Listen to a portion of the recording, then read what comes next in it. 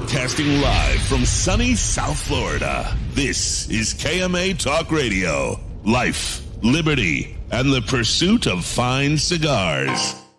Your KMA crew, the Italian Scallion, Paul DeGracco, Alex Tavella, a.k.a. The Goat, and always telling it like it is, Honest Abe. I like to smoke them like the Winston Churchill, like John Kennedy, yeah. Remember Coach Red Auerbach, smoked up for victory, yeah. Well, you can take my wife, you can take my car, but you can't take my big cigar. My cigar. Good morning to all our loyal listeners, libertarians, and lovers of the leaf. I am your host, Honest Abe. We are broadcasting KMA live from sunny South Florida. I'm here with my gang, the Italian Scallion himself, Paul DeGracco, and the man known as the Goat, Alex Tavella. Good morning, gentlemen. Wow, that's a pretty good salute there. Alex, I think you're muted, buddy. Yep. Yeah, there we go. There you go. You pulled an Abe. I did. Well, I'm having technical difficulties. Me too. I'm having a little background issue, which is kind of bothering me. It looks like my brand new monitor, which is not that old, is going bad or something's wrong with it. So from time to time during the show, I may not hear at all what you're saying or anybody's saying. And I'm getting distracted, and I'm changing the settings back so I can listen. So. Oh, man. Hey, by the way, I just noticed that Facebook is what's the background, captioning us live. Oh, we need to go back and check from last week and see how the closed captioning went with Rainier. See if they could keep up with them. Yeah, I got to look at it. I didn't go back and look at it, but it's doing it live now. That's a new thing. That's pretty cool. What's your background? Abe is asking. Yes. My background, which is a little messed up. I'll fix in a second. Is a corner Abe should be a little familiar with. That's the Twins. Hey, Benson Tasker with the infamous bench at the Twin Shop in Philadelphia. Oh wow! You know what? I've never seen the shop. That's actually a really cool space. I've sat at that bench. Yes, the bench. Is there good people watching from that bench? Because that's why I go. I don't know if those guys are up this early. People watching, and yeah, it's a good people watching place. Absolutely. My first time there, I sat on that bench, and somebody was coming out, one of the regulars, and he was bitching about the Green Lantern being gay. Yeah, I guess that was a while ago. I guess in the multiverse, I guess Green Lantern is gay in the multiverse. So he came out bitching, and I finally said, well, "What's the problem with that? I'm gay." He didn't know who I was, and let me tell you something. That joke went on like for half the day. It was fucking hilarious. Man, that was my first day at Twin Smoke Shop. Great little shop. I would love to check it out. It's going to be a good hangout when you pull up, and there's really nowhere to park. There's really anywhere to walk. There's nowhere to park anywhere in South Philly. Right. I mean, So I'm calling the shop. I'm like, Anthony, we're here. Where the fuck do we park? He goes, just leave the car there. Get out. And he wasn't kidding. We left the car there. He sent somebody from the shop to go take the car and park it somewhere. Oh, great. I was going to say, are they as strict in South Philly as they are in New York as far as impounding? Not on that block.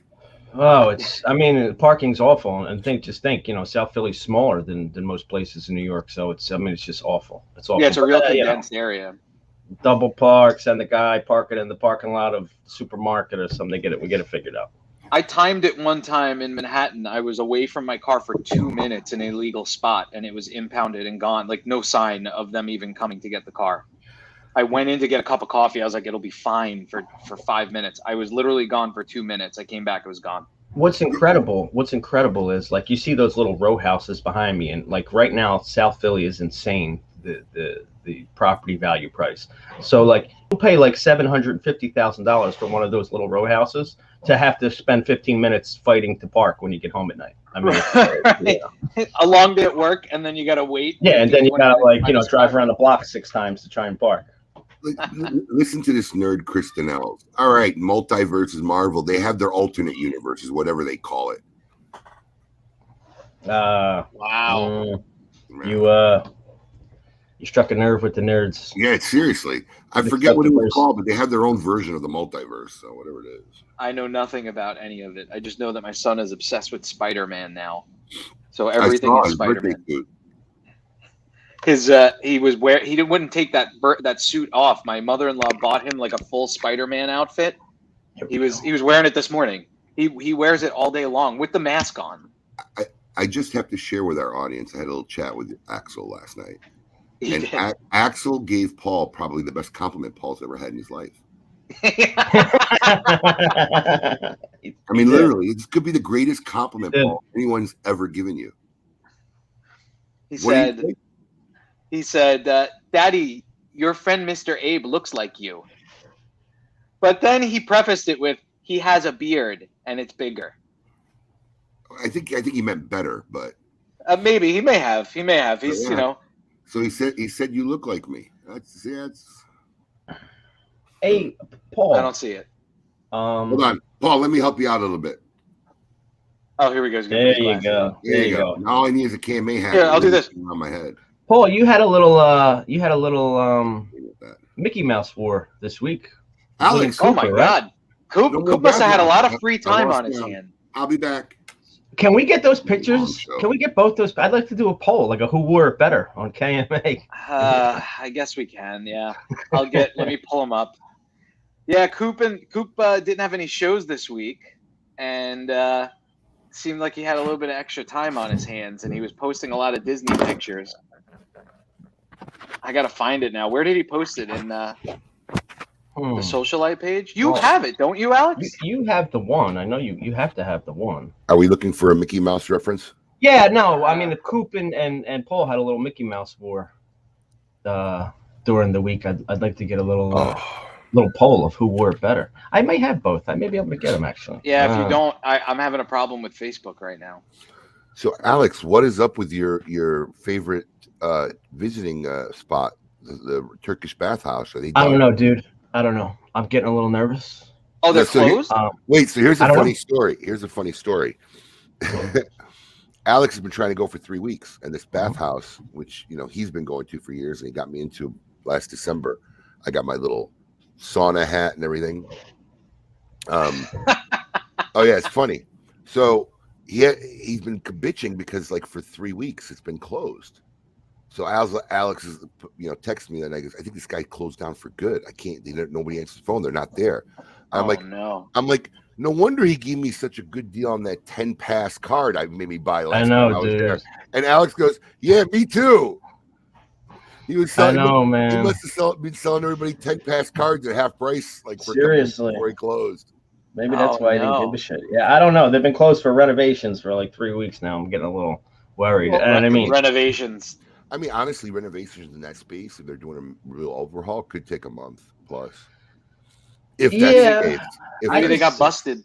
I know they were working on one of the sauna rooms, when I was there, but I don't know that they were doing a full overhaul. I hope so. I mean, that would kind of be a big loss in my life. Plus, listen, that place has been around since the 80s. So, they have one in New York too. They have one in New York. Right. The Russian Turkish bath on 10th Street. I wonder if our cards are good there. They're, it's funny. They're not good there. So the guys. Of course not. Have you ever seen the owner?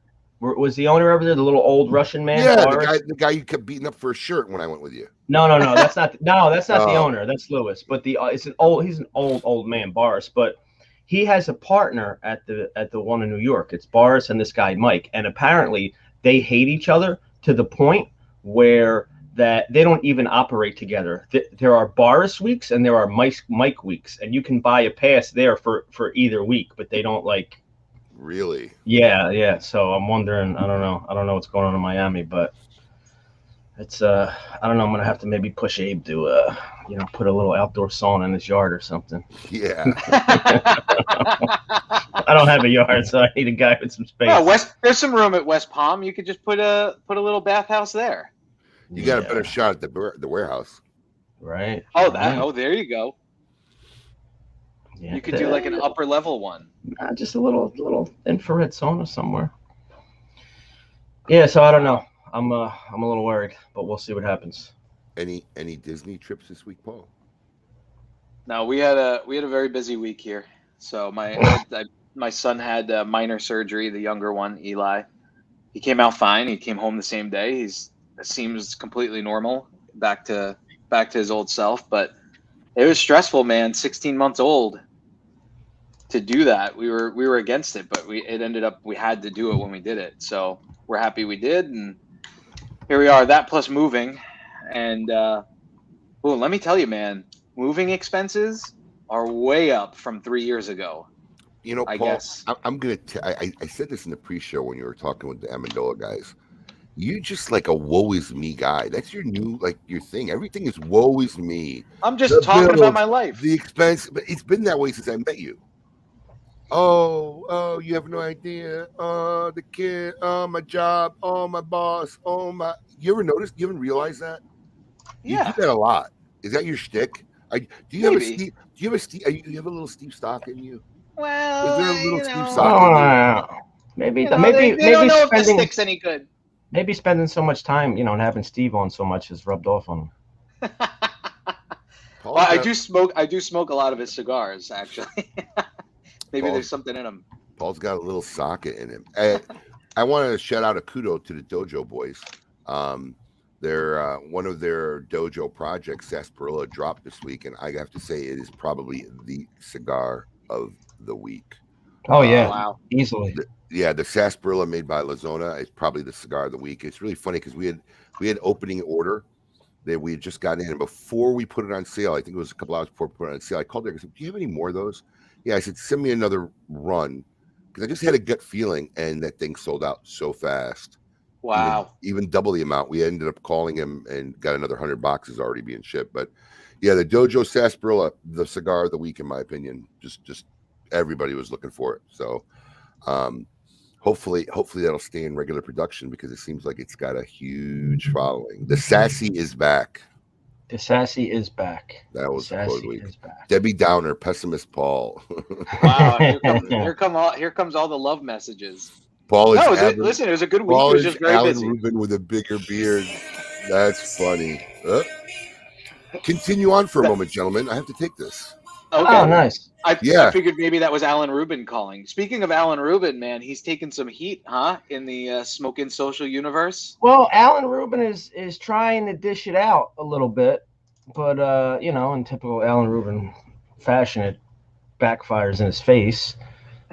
So did you legit, when we were in the meeting the last time, you actually had him on the list to get it one of the coins, with either an Abe coin or a Goat coin? Is he off completely? Oh yeah, he's off.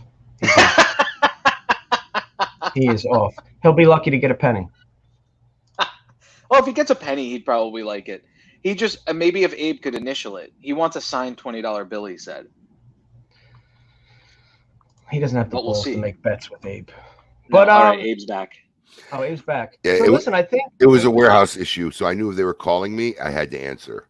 Let's. They know I'm on KMA right now, so if they were calling, it was an emergency. There's a problem. I don't know if I did this right, but let me see. Let's see if we could take a look at.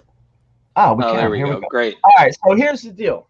So I'd love to get some feedback from our listeners of who wore it better. I was hoping this went away already. So there was a great picture of Mickey Mouse that, William Cooper posted with Paul, and it perfectly fit Paul. And here we have the Paul rendition of who's Mickey underneath the ears.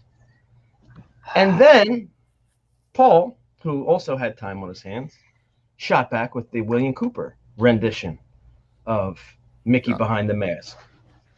So I think Coop looks more like the original picture. So the question is, let me see if I can get the original. I mean, we have to define what exactly we're rating here, because I'll show you. Paul's graphic work is that's what we're rating. Well, first off, that one shows they have the same hairstyle. So yes. Paul and Mickey there have the same hairstyle, yes. but Paul Cooper's work is much better. It looks more natural. Yeah, that actually looks like that head's a little off, didn't fit right. Cooper's chin's too low. So if we're gonna do graphic work, Coop did a much better job. That looks like it was naturally done, that Paul actually posed for that. Coops looks like somebody just slapped it on like an amateur. Somebody needs to flip Coop's face. I didn't make it. I gotta be honest. So everybody knows. I gotta be honest. I funded both sides of this war. So I might have rushed Coop a little bit, but yeah, I funded both sides of this war. So who wore it better? I want to know who wore it better. I say. All right, let's see in the comments. I say Paul. I say Paul wrote it better. William by far. Paul. Paul should be a coin instead of William Cooper. Oh my God, they want a Paul coin? I can see a Paul coin. I can make the glasses like come off the edge of the coin like 3D. Oh, actually, that would be cool. And a little hat. Yeah, that was great coin work by Joe Grow, by the way. That was we'll see how they start getting doled out. Oh man, that thing looks cool. I have to say. Yeah, we actually saw it. We got to see it. We saw it about 2-3 weeks ago. It was pretty cool. Yeah. Oh, everybody's saying Paul. Great. Oh man. Well, Alex, did you light up your stick? I did not yet. I'm about to actually. Okay. I ain't gonna lie, it's pretty enjoyable. Pretty enjoyable. Speaking of the stick is from our guest store on our show today for our Meet Your Maker hold segment. it up there. Oh, I like that. That band, that's cool. Yes. See, back when you used to have live meetings, Paul, we would give you some cigars, so you'd have some for the show and whatnot. I tried this week. Don't put this on me. I tried. I was raring to get out of this house. I'm surrounded by friggin' boxes in this house right now. What happened? Listen, bro, I've never met anyone in my life. Abe's assistant told me she did not want him to come in. He did not want me to come in. It's not really far from the truth. And then he set the time and pushed it back anyway. I did. She told me on Thursday, just avoid him like the plague. Talk to me. That my friend is a good assistant. No, she is. I'll tell you what, man. That's why she's gold, because she gets it like Emily did, like how to keep people away from you. Well, I mean, listen, man, we've had a rough week. Been running back and forth to our warehouse. Then yesterday, our web guy was out for the day. He wasn't feeling good, and we had the sarsaparilla drop. One of our graphics guys, put in his 2 weeks a while back, so we're a guy short there. Friday wasn't a good day. Oh, geez, yeah. And then, as the kicker, one of our bartenders quit at midnight. Abe, do you find in the retail space that it's super hard to find people right now still, or no? Is that just a Well, what's changed is it's always been hard to find good people. Right. Now it's just hard to find anybody with a pulse. Okay, so then that's because that's what the builders are telling us, that they're hard. The hard part for them with the house right now is finding people. I'm going to tell you they're not lying at all, because I'm going to tell you something. I have a good friend. Wait, yeah, there you go. I was going to say, tell that story. I have a good friend that's been in the workforce industry for over 20 years since I've known him. Never called on him for anything. And I literally called him and I said, "Hey, Vern, I got a thing with the warehouse. And I just need bodies, man. We got boxes being moved, shelves. It's not, we don't need skilled labor. I don't need carpenters, I need just bodies." Right, people to move stuff. Yeah. He told me, "Abe, I'm 100 men a day short on my jobs." Wow. Now he mustered up 4, of which 2 were literally homeless.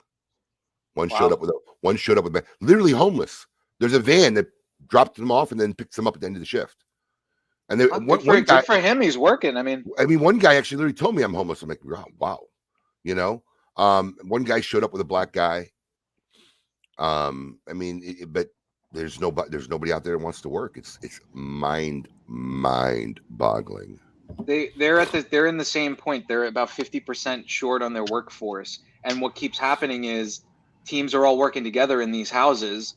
One of them gets COVID, and whether or not they're sick or not, they're all out for 2 or 3 weeks because it's a big corporate company. So if one person on that team of, let's say, 8 guys gets COVID, they all have to quarantine for 2 weeks. Well, so they lose teams. Paul, that's been everywhere. That's been part of the problems in the post office. It's been part of the problems where the post office guys, and everybody's been bitching about. Obviously, listen, I mean, the postal service hasn't been the greatest run organization in the history of mankind. Not exactly known. No, but it's been, incredibly harder and worse in the last 2 years. and that's one thing people don't realize because we talk to these people like, dude, one person gets COVID, they shut down that whole section, all that whole area, that whole department can't come into work. You know? I'll tell you what's interesting, and Abe can confirm this. Probably 95% of the people that have come in for interviews or have taken jobs are people that already have jobs. Yeah.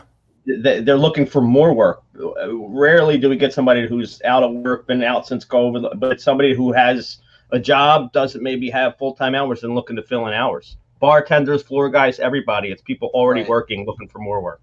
Seriously.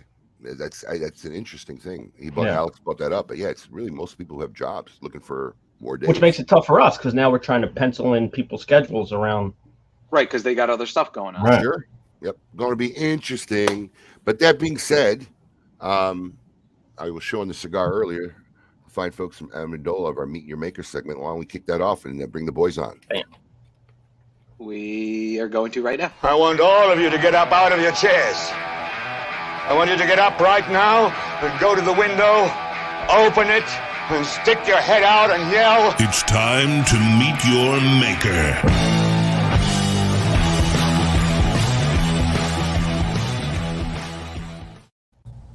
Joining us from the hills of the Carolinas, actually, they're not too far from where Coop is going to be, actually, are Jeff and Chris from Amendola Family Cigars. To make it easier for everybody, Chris is the guy on the left. Jeff is the guy on the right. Welcome to the show, guys. I have the fancy hat. Morning, gentlemen. There you go. What's up? That's the last accent gentlemen. you thought you'd hear. That's the last accent you thought you'd hear from anybody from North Carolina right now. I think. Yeah, I'm from Durham. Hey, how you doing? Hey, how you doing? North Carolina, you know what I'm saying? Is it me or Chris freeze up on us already? No, he's froze. Oh yeah, Chris is frozen up. All right, we'll take him down. Chris lives until he in comes the back. woods of South Carolina. The rural part of Very South Carolina. rural. So Jeff, Yeah. tell us a little bit about yourself. You started your own factory in 2011, from what I understand. Yeah. How does a hip New Yorkster like you end up starting his own factory and then to boot end up in North Carolina? I know. Yeah. So, I mean, long story short, I was actually living in Massachusetts at the time. Left New York, was living in North Boston. Started really getting into cigars more up there. Found a roller, actually, not too far from where I was living.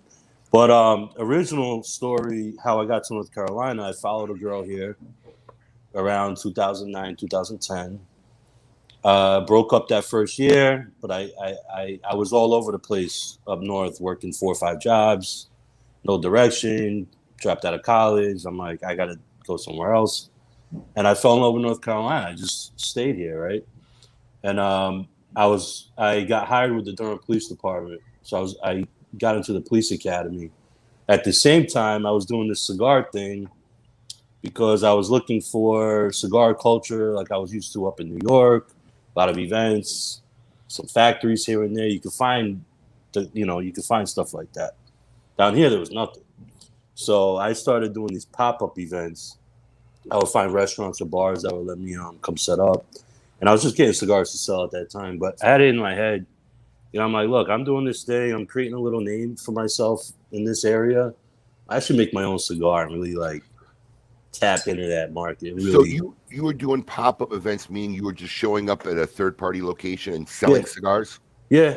Okay. Oh, yeah. I would tell my people, look, we got the patio at this bar. I got some cigars. Support the bar. But you were selling other people's cigars, regular brands. Well, no, I was selling cigars from a factory in the Bronx, New York. Okay, so you were calling the guys at the Bronx. They were sending you cigars. Yeah, okay. Naked cigar. I was Okay. I was just started to get into designing and blending a little bit, and doing it like that. But then I'm like, I don't want to do this anymore. I should make my own, and really kind of capture that market. So I went to Ybor City, Tampa, on a whim. Just went down there to kind of see what I heard about Ybor, and there were factories there. And I met Odoma Matos. I don't know if you guys know her. La Farona Cigars. She's a family in there. They roll cigars right in the shop, Cuban family. And I went in there and asked. I said, I have this idea that I think I can make cigars and I want to make my own brand. And she said, pick 2 weeks and come back. and we'll teach you everything you need to know. And I did that. And all week, the whole week, I was blending, prepping tobacco, and I picked it up real quick. And I started making some connections with tobacco and tools. Martinez Cigars in New York helped me out a lot with molds. No one wanted to sell me anything. Like, I couldn't get molds anywhere unless I bought like 100 of them. Or the chavetas and cutters. Right. You know, it was like, it was really hard at that time. But I figured it out. A lot of people helped me. Thank God that were looking out for me. And yeah, I brought that back to Durham, and I started a little factory underneath a coffee shop. I moved a guy from the Dominican Republic to help me because, I'm learning. I'm not some master roller, but I'm, capable of making cigars. And he really taught me how to blend, and he worked with me for 2 years. And then from there, it just grew into a brand. Event business grew. Some wholesale started picking up. Started moving into other factories in Central South America. I meet Chris Monaco. He comes on board, and here we are. So in this interim, did you do any retail? Oh yeah. I actually did. Yeah. So the factory ended up turning into the factory we had turned into a little shop and lounge where we were only selling cigars we made in house, which was kind of cool, kind of old school, But yeah, we were making cigars and selling them there. Had a little lounge. I did that until about 2018. I got out of the retail business. That's when I was going into more wholesale and distribution stuff. I'm curious. So you go to Ybor City on a whim, right? Yeah. And this is interesting because I have to believe that in Ybor City, probably 100 people a day walk into a shop and say, I want to make my own cigars. I know. Seriously, what do you think it is that made these people actually say, hey, let's, this guy's serious. Let's, invest some time in this guy. It's called Guinea Charm.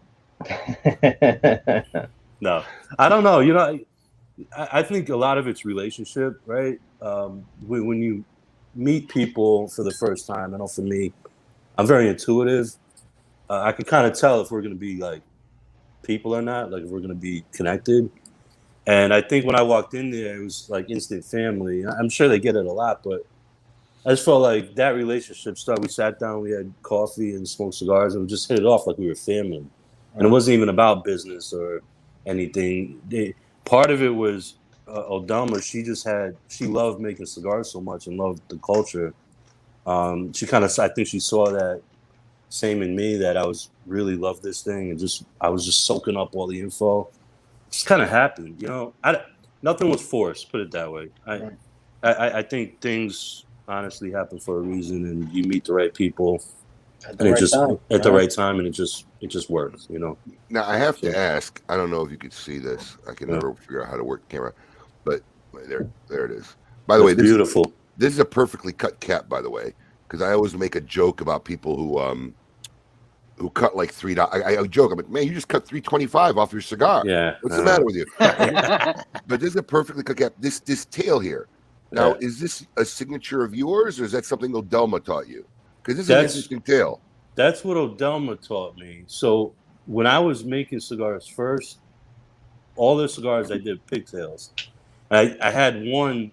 It was always a Habano I did with a pigtail. And I when Chris and I were, started to do rebrand and reblend, I'm like, we gotta have one with the pigtail. Got to keep it, traditional and old school. So, yeah, I think it's beautiful. I love the craft of it. I love looking at it. I think it's great. So you brought up Chris. You met Chris, and then how did you and Chris meet, and how did he get involved with the business?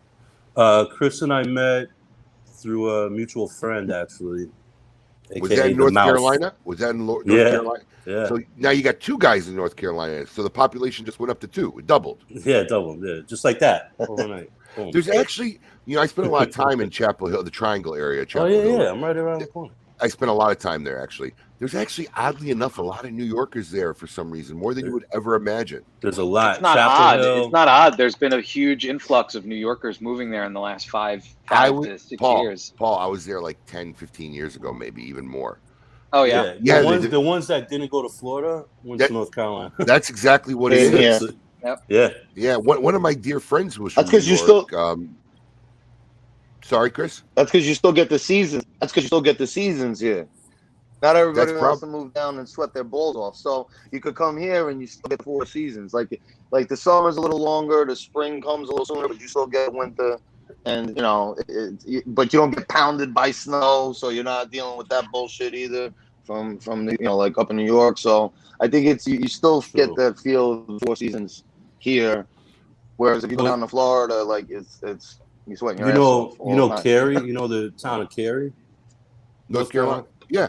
They call it, spelled Cary, Central Area for Relocated Yankees. That's good. I never heard that one. Oh yeah, I go down there sometimes. And, I'll sit in the coffee shop or go out to eat, and everyone's from New York or Jersey or wherever. Yeah, it's funny.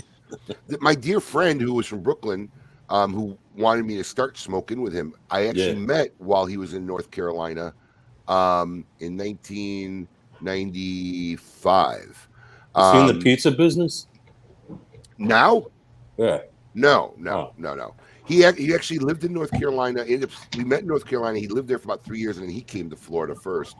But yeah, there's just always been, and I guess that's the reason why. What Chris said is, guys want to go somewhere warm where it's not freezing anymore, but still have seasons. That's probably what it is.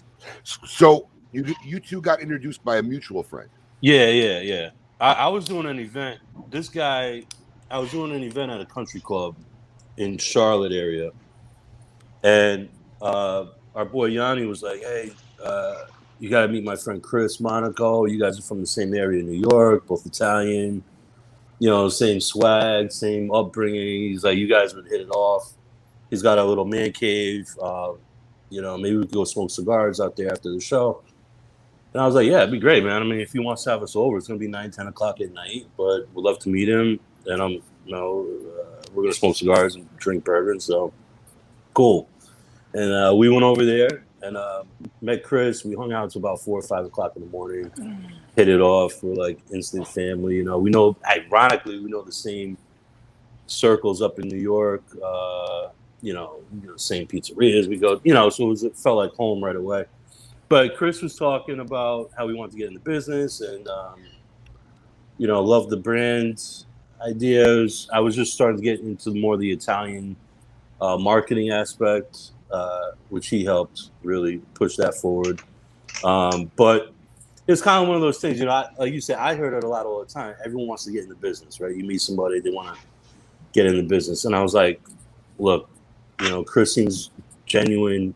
Let's just hang out and let's see what happens. Gave him a box of cigars, and he put those out on the street, started sending them out, and was like buying cigars actually and giving them away. I'm like, dude, what are you doing, bro? Spending his own money. And eventually it took off. Like a method to my madness. Yeah, and I'm like, what are you doing? And then it got to a point where he's all of a sudden getting these big wholesale accounts for us, right? We just started to kind of rebrand and take things up a notch, and instantly got deals with Atlantic, JR, a couple other ones, doing some stuff with some Cigar of the Month Club. Bravado. And that's when we were like, let's just partner up. Let's do this full on, take it to the next level. We go in, we're partners, and let's see what we can do. So what year did that happen? What year was that, Chris? 2009, early 2019. So we're going on like three years now. 2.5. So early 2019. And Chris, what were you doing at the time or before you got involved? I was just working, man. I mean, I was an elevator mechanic in New York City for 15 years. I worked for New York City Transit. I was working down on Houston Street near Mulberry, and then uptown Washington Heights, Dykeman Avenue, working nights. Then I ended up moving down here, doing the same thing, doing elevators. It's been a good career for me, but I've always been into cigars. I got into cigars about 10 years ago when I got out of a band. So, kind of once I got out of that whole band scene and lifestyle, I ended up settling down. I got married. I had a daughter. I kind of need something I'm the type of person I always need to be involved in something, doing something. I was like starting to go crazy because I didn't have music anymore. I didn't have an outlet. So at the time, you know, my wife actually was like, you know, why don't you go up to the cigar lounge? You know all the guys over there. I'm really cool with the Skionis. They're family friends, you know, from years back. They actually rented my Nona and No and stuff like that in the same area. So I ended up going up to a lounge that they owned. Atlantic actually owns is Cigar Republics over in New York, and I instantly fell in love with the culture, the industry. I loved how, you know, this was like the greatest equalizer. You know, I was sitting there with, you know, people would probably never talk to me. I'm a blue collar guy. Some of these guys are doctors, lawyers, judges, detectives. And you know, I just loved how it just kind of brought everybody together. And I met I was able to cultivate a lot of good relationships off of that. And you know, I just fell in love with it. So when I came down here, I'm always looking to get in, but I knew it had to be the right thing. It couldn't just be for like I didn't want to do it by myself. I did want to have a partner. I know Jeff was looking for a partner. He needed, you know, he was so busy with doing the events and dealing with the tobacco and the blending and, you know, doing that. He needed somebody to help take it to the next level on the retail side and on the wholesale side, on the back end, the business side. And that's where I kind of stepped in and you know, kind of tried to take that role, you know, between design boxes and marketing and stuff like that, sales. So, you know, I basically just said, hey, listen, man, this is working. And like he said in the beginning, you know, I was just like, listen, give me cigars. I didn't think I was going to get into the business. I was like, just give me your cigars, bro. You know, I believe in you. I believe in your brand. You know, I have a couple places. Let me see what I could do. So once we started building the accounts and it really started getting bigger and bigger and bigger, and he felt that, you know, he needed me and I felt that I needed him, and we kind of needed each other, and it just fit puzzle piece. We just ended up rocking out. Say, let's do it, bro. Let's go in, you know, partner up, and let's just try to rock it, you know, knock it out the park, and here we are. So, and that's what we're aspiring to do. Now, you guys still have your own factory? No, I stopped the factory here around 2017, 2018. Just expense-wise, my main roller left, and we were growing so much with the production. I couldn't do it. I mean, it just didn't make sense to do it here. So that's when we started shopping around and talking to the factories. And which factories did you end up working with? Originally, before I met Chris, I was first working out of a factory in Dominican Republic, which I don't really want to get into that. Okay. But then that's a whole other story. That's a whole other story. Yeah, because I'll kill somebody. Anyway, then we started working in Honduras with Gabby Caffey around 2018-ish. Yeah, and then when we met, then we, you know, listen, when I met Jeff, he was doing well. So he also agreed there need to be a lot of changes that we need to make, and that's why we ended up switching factories. As far like now, I mean, we diversified a lot. I mean, we're using, you know, what you're smoking over there, Abe. That's coming out of Agamesa. We got 2 blends coming through Eric out of AJ's, and now we got Arnoldi's coming out of La Zona. So we actually using 3 different factories. In my opinion, some of the, you know, 3 of the factories in Nicaragua, and we did that on purpose because we want to diversify. We want to give a little different flavor from everything, you know, and also on a business side of things. You know, when we talked, part of the reason, you know, why we changed things up was the supply chain and having that issue. And, you know, we decided we didn't want to have all our eggs in one basket. If something goes wrong, you're screwed. Everything's there. If that one thing goes wrong, you're done, you know? So I was like, listen, why don't we go here, here, and here? So if this happens over here, we're going to still have supply over here. And Jeff was like, bro, that's a good idea. Let's do that. And we just, that's the direction we've been going, and it's been kind of working out for us. And to be honest, I think it's good. I know we're not the only brand that does that, but you know, in my opinion, you know, every factory is different. The fermentation process, the way they get, you know, fermentate their tobacco, treat it, you could have a San Andreas from here and a San Andreas from here, and it's going to taste a little different. The profile will be the same, but those little nuances are going to be different. So I think it adds, that adds, us doing that adds a little bit different flair to the consumer, where it's like, listen, if you don't like this, then try this. These are out of totally different factories. And we did all that. I mean, it's been working well. We did all that change in COVID during COVID, like the beginning of COVID, right when it happened. That's when we started switching factories and everything and setting everything up. It was crazy, but good at the same time.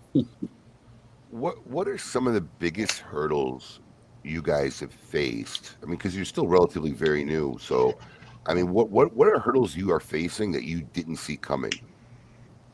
There's two for me. I think the biggest one is scaling up.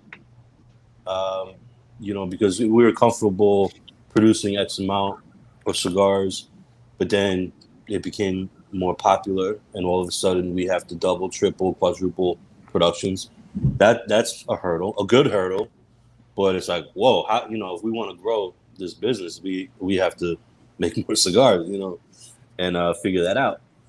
The other thing, the biggest hurdle I've seen from the beginning as a young company was just getting retailers to give us a shot. There's sometimes this connotation about new or brands that are labeled boutique that they're not going to last, or they're going to have production issues, or this or that, or shelf space. Why give it to us when we could give it to someone else that's very already established and popular? That type of stuff. I think shelf space is always the biggest problem. Always. And really, it's not even for young brands. It's for all brands. Any brand. There's so many more brands today and companies today than when I got into the business 25 years ago. You gotta remember, when I got into business 25 years ago, there was boutique brands. It was like 3, 4, 5. I mean, and today there's triple the amount of boutique brands than there are major manufacturers.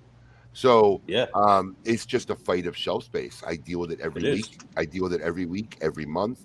It's typically one of the reasons why I don't like to go to a show, because I get bombarded by literally hundreds of companies that, you just get fatigued in telling people, I can't bring your brand in. I mean, there's literally nowhere to put it, Well, having said that, thank you for bringing them in. And that's the other. Very honored. Yeah. And Abe, that's another reason why we have a certain business model where we look at the size and we make that one size, and that's it. And we do that for 2 reasons. One of the reasons is we don't want to overwhelm the customer. You don't want to walk in, listen, they don't know who this brand is, and you got one blend in 10 different sizes, and they're trying to figure out what's the best, which one tastes the best, and then we also do that for the retailer too, for guys like you, because we know, and I understand that, like you said, there's a lot of brands out there that are looking to get, to get in and on your shelves. And we think it's a lot easier to say, listen, we got 3 blends of our core line, and they're all in one size. We're not going to take up, we're not asking for all this space. We're asking for a couple, boxes. We think it's easier for people to give us the opportunity to kind of get in the door via that way, instead of saying, one listen, size, we got one blend. 3, 4, and then we're asking for spots for 15, 20 boxes, shelf space. So I think it's a little easier. It's very straightforward. We make 3 core line blend. It's all the same size, and then we have our special, and then we have our cannolis, and that's it. And then we make a dessert cigar. But we have 9 SKUs, and I'm sure that will build up over time, because obviously, especially with this way this industry is moving, everybody's asking what's new. You can put something out yesterday, and by tomorrow they're already asking you what's new. So, so I know that will change. We will be adding SKUs eventually down the line, but right now, we do that for a reason. Like I said, with the sizing, where it's easier on the retailer and it's easier on the customer. You want something, it's pretty straightforward. So I do have to say that one of the benefits of us finally, after 25 years of at least 15 years of being on e-commerce, opening up a warehouse is we've opened ourselves to the room of bringing in lots of new lines and lots of new companies and new brands that we just haven't had room for because we've been doing all our e-commerce business basically pulling from our humidors of our various retail locations. So we didn't have linear footage in our retail stores. We couldn't sell it online. So, and one of the interesting things, because, you know, Alex and I know I've kind of been at the warehouse last 2 weeks, mostly during the day and working on getting that ready. And Alex has kind of been working on the website of it, getting the stuff all up and ready on the web. I'm telling you, I'm getting you want to talk about how simple you guys have it. I'm getting these invoices from these companies of brands we've never had before. I could barely understand what's on the invoice. And then I could barely understand what the reasoning is on their packaging. It's like, literally, we're all looking at each other like, so let me get this straight. You made a Churchill-sized cigar, but it's event only. And you don't put it in a box. Why did you send me this? I mean, this is the conversation I'm having yesterday. I mean, Literally. How do you make a Churchill that's an event-only cigar? I mean, and it's been a way more complicated process. Your guys' stuff was easy. I mean, it was like, okay, it's simple. We'll take some of this, some of this, some of that. Thank you. That's how we try to do it. That's what we want. It doesn't have to be complicated. That's how we want it. It doesn't have to be complicated at all. So, Erica, I mean, look, it's a tough call because, you know, we cater as our audience gets bigger, which has been our problem in the last 2 years. It's a lot easier when you're catering to a local market, small group, because you talk to them every day. You know what they like, you know what they don't like, and it's hard when you have that one person who brings you in this obscure brand you've never heard before. They found in a little factory on some alley somewhere in some small city. This is the best cigar. You have to tell them, I mean, it could be a great cigar, but no one's going to buy it here. No one's asking for it, you know? Right. At the end of the day, it's our base. And we're very active on social media, and we see what people are talking about. I mean, one of the things is, look, we have a lot of loyal patrons, loyal customers, and they buy often from us and often enough. And then we see them post cigars of something we don't sell. So that's a sign right there. We're like, okay, well, the people who buy from us regularly want this cigar, and you know, we don't have it. So, but there's a lot of things we take into consideration. How many requests we get, because if we bought in every brand that one person or 5 people came in and told us about, we would need a 20,000 square foot store. So I mean, you just can't do that in our level. I mean, listen, at the end of the day, you know. It's you know, from your standpoint, you know, I have a little delay. Sorry, I mean to interrupt you. No, it's okay. You know, at the end of the day, it's about movement. It's about movement. We understand you guys as retailers. It's about movement. I mean, listen, you could love the brand, you can love the product, but if people aren't asking for it and it's not moving off your shelves, at the end of the day, this is a business, and you know, you don't do this for free. So you know, we get it, and you know, that's why on our end we try to, you know, take, like Jeff said, it doesn't have to be complicated. It's very easy. You know, we try to make it simple, you know, and direct. These are the sizes. This is what it is. We don't, you know, we're not doing all this crazy stuff. We don't want to give retailers a reason to say no. You know, exactly. You know what? So, I'm telling you, Jeff, that's the truth. Because you sometimes just looking at somebody's order form is enough reason to say no. You know, because if I'm looking at this and I can't understand anything of your product, how is the consumer going to understand anything of your product? It becomes complicated. And you'd be shocked how often that's more of a reality than not. And look, and at the end of the day, look, it's not even about whether the cigar is good. See, there's 2 types of retailers and how they run their business. There are people who run their businesses as if they're the consumer. I don't like that cigar. I'm not bringing it in. Right. You know, I can't tell you how many times we have a new company that'll come in and want to hand me their cigars, and I put it down, and they're like, well, don't you want to smoke it? I said, no, not right now. You know, because they think that that's the barometer, and it's funny because they come in, and then some of these guys, man, you feel for them. You know, they're like Picasso. You know, I just made this work of art, and you know, they think that's what it takes. Like I put my heart and soul into the cigar, but at the end of the day, that doesn't dictate or translate to the end consumer. So we've always ran our company based on what our consumers want. Whether listen to me, whether it's the bar, whether it's the cigars, whether it's what's on the TV. I've come out there And like, you know, like I have to tell my staff sometimes, you know, the TVs aren't for you. You know, it's not what you want to watch on the TV, what the people who are sitting down want to watch on, you know, and it's funny, but you know, the music, even background music, like, everything. We've always run our business because at the end of the day, I try to teach my staff, the store, while you think is ours, it's not ours. It's really theirs. Because if there's no they, there's no us. Right. Right. So it's really their 100%. shop. You know, it's their shop at the end of the day. So that well, and Abe, it's also like speaking a little bit about how you're saying about the invoicing. That was the big thing. You know, Jeff, I think would agree. That was a big thing for us too, streamlining our businesses. You know, hooking up with Illusione for our distribution. That was major for us because, you know, before that we were kind of doing invoicing on our own. We were getting hit with fees, you know, through PayPal's, you know, merchant accounts, you know, all that nonsense, you know, and a lot of wasted money. We were able to kind of, yeah, man, and once we, you know, we got the call from Illusione that they were interested in doing, you know, distribution for us. I mean, me and Jeff looked at each other and we were like, man, this is going to be a game changer for the backside of our business. Like I deal with a lot of that. Streamline. So, you know, it totally streamlined the back end of the business. You know, where we needed it, where the invoices were getting out on time, they were getting correctly. We didn't have to worry about, you know, fuck ups on orders and boxes not getting shipped, and you know, that, you know, shout out to all the guys at Illusione. You know, thank you, Dion. You know, obviously, you know, we saw you there, Abe, at PCA.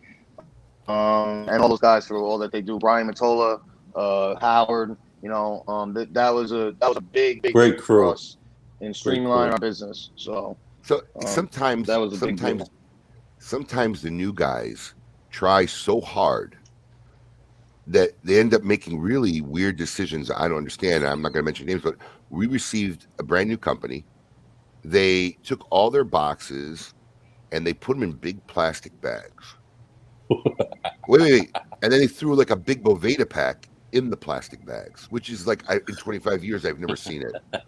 Okay, you don't need to put a Boveda bag in the boxes. And what happened with two of these bags, because these boxes are heavy and they're moving around, they're being thrown around by UPS, the Boveda bag crushed and all these cigars were soaked. And the hinges were soaked. And I said to them, I called them up and said, guys, you just ruined 12 boxes of cigars. I never heard of that. Why? Nobody's ever done it. You know, they're trying so hard to be different and special. I'm like, dude, this is so unnecessary. It's not needed. And all you're doing is causing problems, because I'm shocked every bag didn't crush. Right. It was only 2 bags. Probably, you know, the ones nearest the center that got the most weight on them. Sheesh. But yeah, I mean, it's just sometimes they work so hard to try to be different or special. And it was funny because I sent Alex a picture of this, right?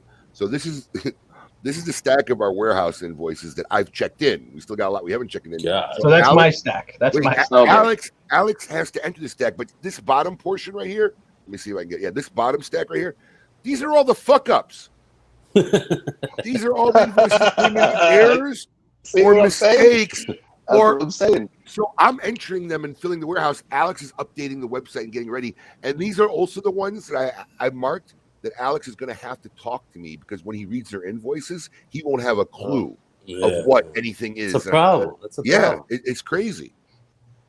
It's crazy. It's literally on my desk right next to me. Yeah. And here's the thing. That's not just little guys in that stack. No. You know, guys are, you know, it's not just new guys that don't know what they're doing. It's big guys that some of those invoices just don't make sense. Yeah, and then this is the stack of stuff that hasn't even come in yet. Right. So well, I feel real blessed, honestly. The people that have come into our life and into our business that we've partnered up with, it's really I mean, it's awesome. It's awesome. I'm just very thankful that we were able to align with certain people that really helped out a lot. I mean, we say it all the time, me and Jeff. Like, we look at each other and we're like, bro, look where we were when we first met 3 years ago. We, you know, didn't really have any online accounts, any wholesale really accounts, other than maybe locally, you know. And then once we met up, man, and you know, it was like a powerhouse. We just kept going and going. And in 3 years, I mean, you know, it's like we changed the look, we rebranded everything. You know, we went through COVID and doing this all through COVID. You know, we partnered up with some of the best factories in Nicaragua. We got distribution through Illusione. I mean, and I look at Jeff, you know, and we talk all the time. I'm like, man, look what we did in 3 years. You know, like, let's just stay on the grind, keep our foot on the gas. No plan B. There is no plan B. There is no option. There is no quitting. This is what we're gonna do. This is what we love to do. We're not going nowhere. If we have some hiccups, we're gonna deal with it accordingly. And just keep it moving. And can't stop. You know,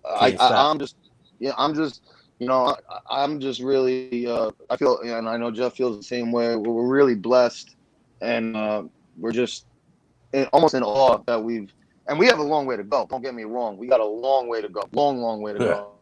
But to start off in 3 years, in the first 3 years, to be where we're at, you know, for us, we take a lot of pride in it. You know, and we did this on our own. You know, nobody gave us anything. Nobody's funded us.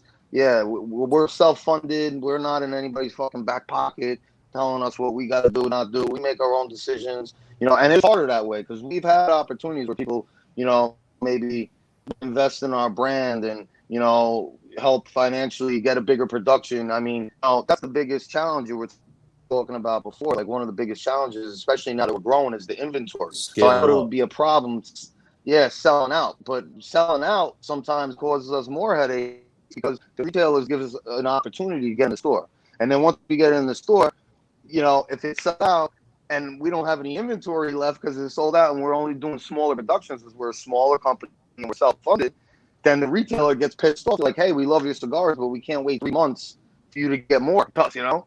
So that, for us, you know, is an issue that we've really, in the last 6 months, been trying to tackle with how fast it's growing, that we gotta, you know, double production, triple production, quadruple production, you know, just to kind of keep up with our retailers and not piss them off because they've given us an opportunity to get in the door. So I think we have a long way to go. I think we're starting off on the right track. And like I said, we don't have plan B. This is what it is, and this is what we're gonna be doing. We're not going nowhere, so get used to it. Everybody. Yeah, I mean, scaling up is a good problem to have, but it can also kill you. Yeah. Yep. Yeah. So we're trying to find that balance, 100%. and we're able to do it.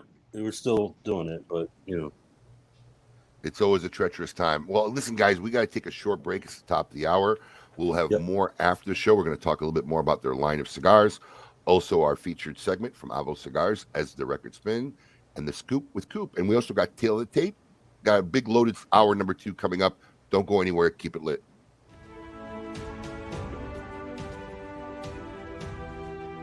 The H. Upmann 1844 Classic is a medium-bodied cigar with wonderful flavor notes of toasted almonds, cocoa, coffee, and just a hint of spice. Featuring an Ecuadorian Connecticut shade wrapper, you get wonderful aroma notes of sweet coffee and chocolate. Available in a Corona, Robusto, Toro, and Churchill, this is a great time to experience the nuances of nature with the H. Upmann 1844 Classic, a shade above others. Surgeon General warning: cigars are not a safe alternative to cigarettes.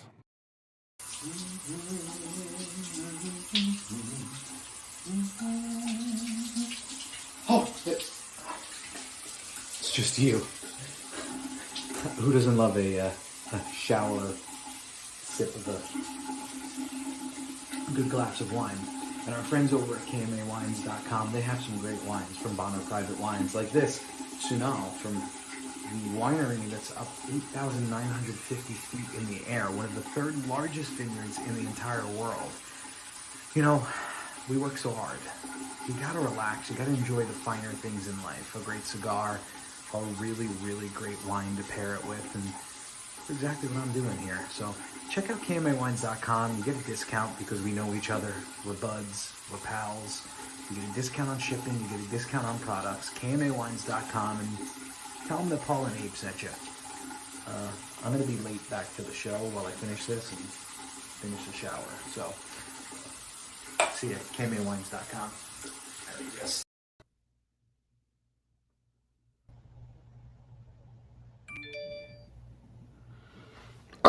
I don't. Is he muted? I don't know. Yeah. I don't know. Pathetic. I don't know. I'm waiting for it. I don't know. If you're not going to use the brand new $300, $400 mic we bought you, just give it Can we back. have it back? I mean, I can find. We can put it to good use instead of just sitting on your shelf. Because you can't make a 30-minute spot once every 2 or 3 weeks. 30 seconds. Just to fill you guys in, It's we give Paul all the. I mean, he has the world is his oyster as far as his needs for making commercials, and Why? we just The keep world getting, is his oyster. we Look just at this keep guy. getting the same reruns of This guy can't dedicate 10 minutes. First off, let me just tell you guys, he's a Broadway guy. Yeah. Like, my career's on Broadway. Off Broadway, on Broadway, around Broadway. Really, who cares? But, I told you Nobody cares. when I did shows, when I did these plays, when I did this crap, I miss those days. Those are great days. Blah blah blah. I was almost the next Oxy guy. Blah blah blah blah blah. blah all this crap. That's a true story. Forever. So Paul brings us this sponsor of a wine company he likes. And I'm like, Paul, it was the worst ad ever. He would just sit there and read it. I'm like, Paul, why don't you take, because I love when I could take aspects of something I used to do early in my life. Like I had my own graphics company. So when we started our website, I handled all the graphics. We didn't have a graphic guy for, maybe the first 4 or 5 years. And even now you can ask Alex, I will sit back there. I'll tell this guy, no, tweak this, do this. Because that's still part of something I used to do that I like to tap into. So I'm figuring Paul's going to love this. He's going to tap into, he's got to do a 30-second commercial, man, make a cool skit. We gave him a budget for costumes, props, bought him a $400 mic because he sounded like shit. And he gives us one commercial every 4 months. And he's in the shower with a shower cap on. In my defense, I've done like 8 commercials now. Bro, listen to me. You have at most 5 different commercials. No, I at least have 6, but I don't have them anymore because I lost a bunch of them. At most, you have 5, and we started this like 8-9 months ago. Listen, you're not even averaging once a month. It's literally the most pathetic thing I've ever seen. I mean, Paul, listen, it would probably step up the game, Paul.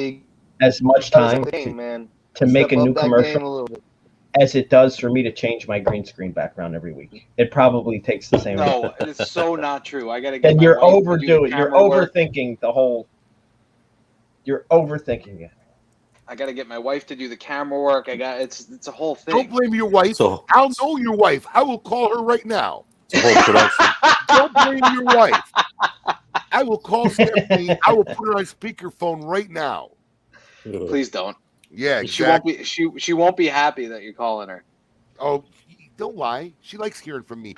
No, I'm sure she does, but right now she gets pissed off because Saturdays are I really only have off 1 full day a week, and Saturdays are difficult for her. What Paul's afraid of is when we bring up his KMA shortcomings that she'll just start diving in and tell all his personal shortcomings. Yeah, 100%. That's why I won't let you in my house.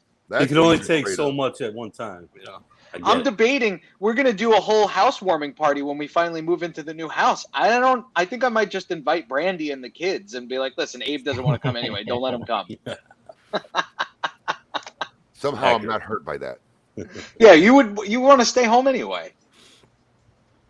Well, that being said, Jeff and Chris, we have a special segment called As the Record Spins, sponsored by Avo Cigars, where our good friend Eddie Guerra poses a very specific question just for you two guys right now. Great.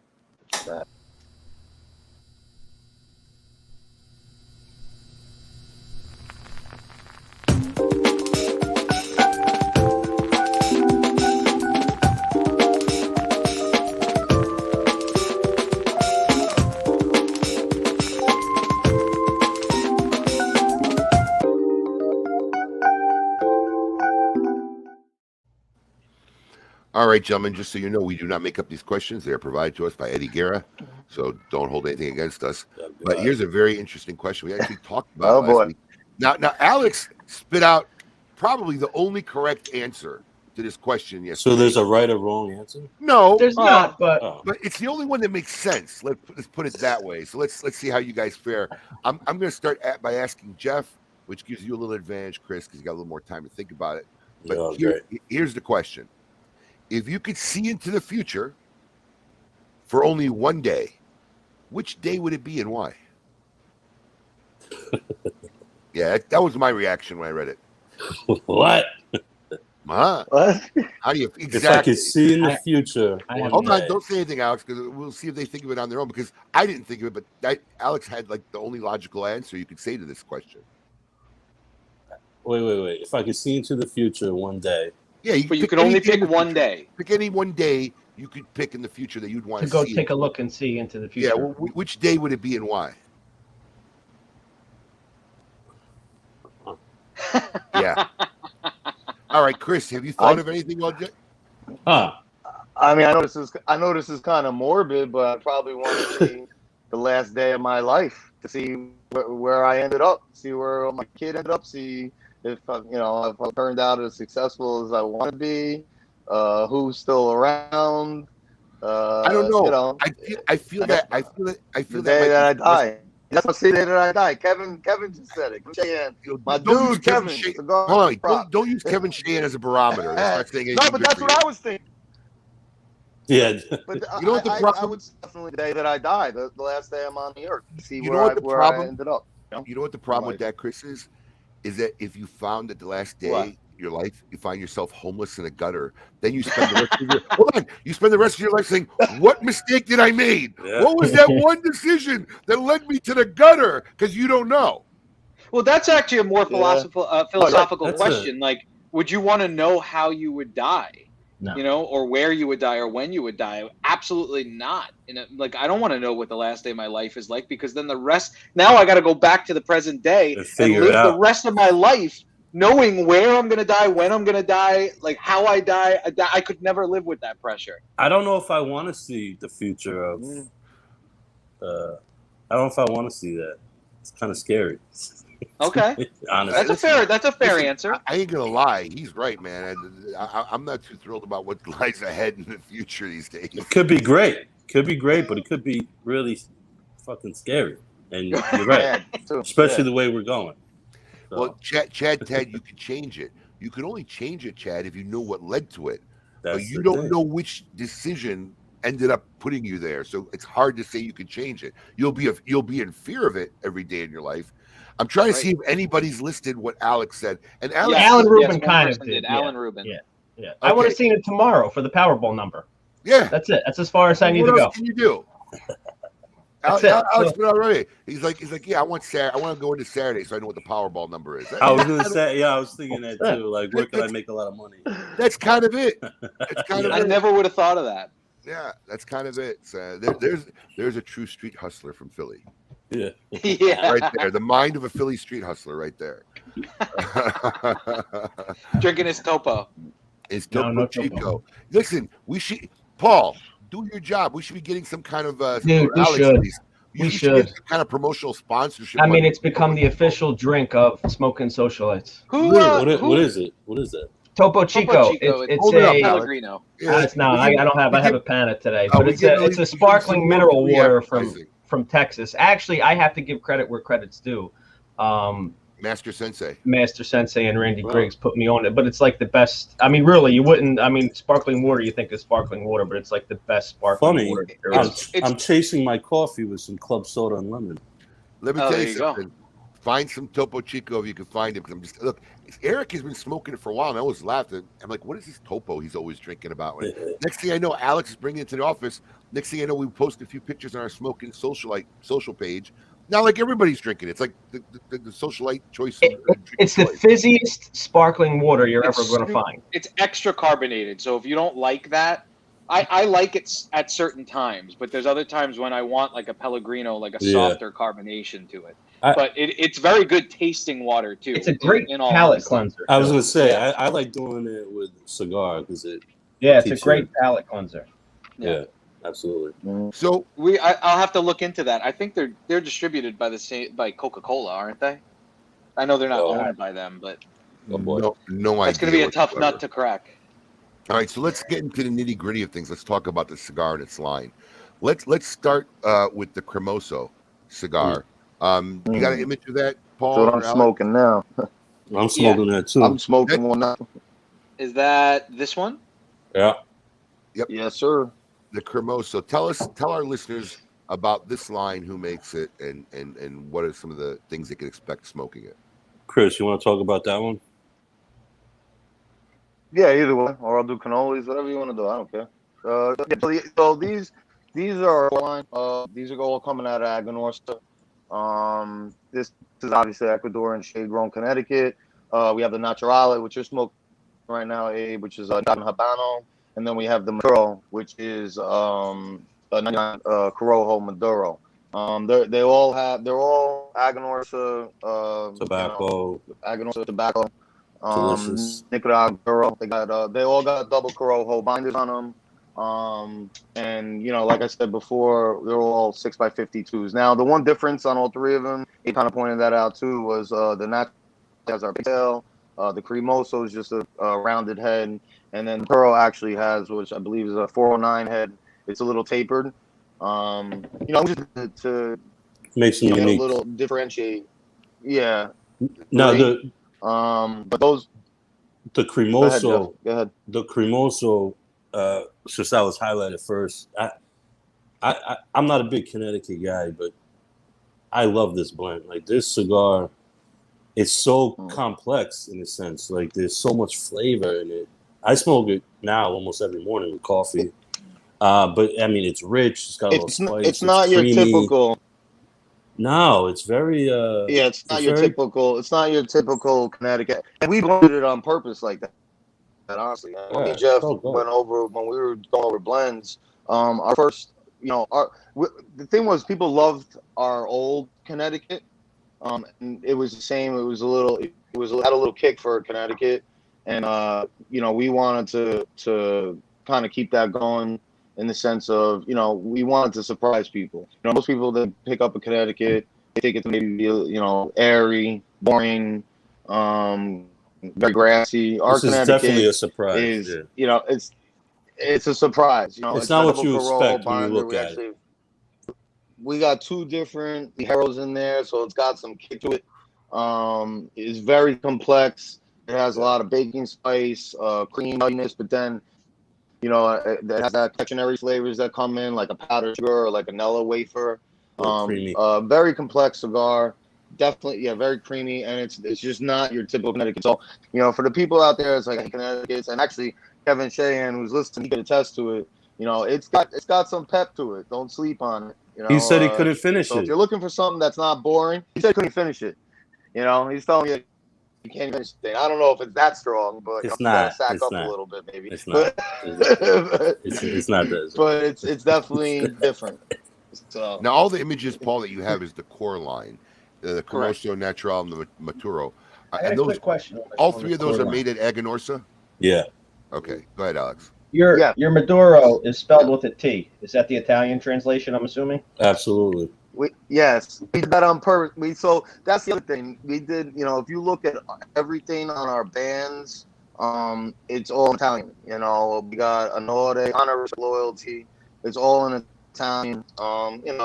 And this the names. We wanted to do something where it was like it was gonna be different, not too different where people weren't gonna understand like what the hell that means. But people have said to us, "Oh, you spelled Maduro wrong." It's like, no, we did that on purpose. Maduro in Italian is mature, and that's Maduro in Spanish. So that's why we did that. Same thing with Naturale. Cream also is cream in Italian.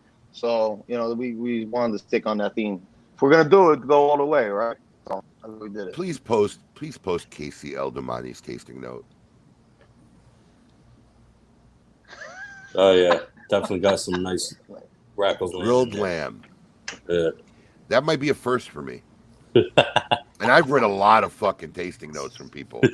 Grilled lamb. That's almost as unique as taco meat. Yeah, that's right up there with taco meat. Oh, that tasting note right there goes in the same vault and on the wall with taco meat as a tasting note.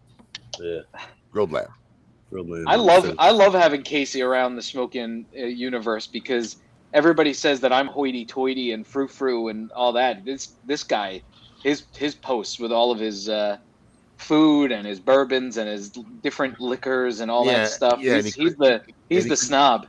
And he couldn't even learn how to tie a bow tie. So yeah, he lost credibility with me on that move. The street guy from Philly. The street guy from Philly mastered tying a bow tie, and he couldn't. So. What? He didn't go to a YouTube page and just figure it out? Yeah, he did. He had 3 weeks. Alex did it in 5 minutes. All right, so tell us about your signature series, guys.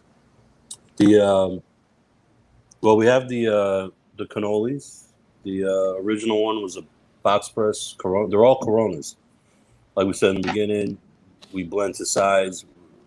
It's just a Corona size. The original is the San Andre Maduro box press. That was such a hit. Chris and I decided to add on.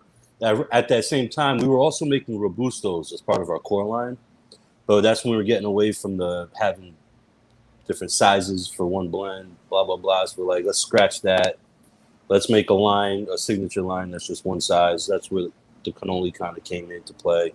We don't make Robustos. We make cannolis if you want a smaller cigar. The Special and the Padrino, are they different from the cannolis? Yeah. So those are kind of in a elite. They're still a signature, limited release type of stuff. We're making those through Eric. With the wrapper leaf we wanted, some of the blends, they're being made at AJ's factory, but the Padrino is phenomenal. Connecticut broadleaf to Bellicoso. The Special we reblended, redesigned. It's going to be a 6x54 box press with Habano Oscuro. That's all going to be released here in the next week or two. It's going to be great. That's an AJ? Yeah.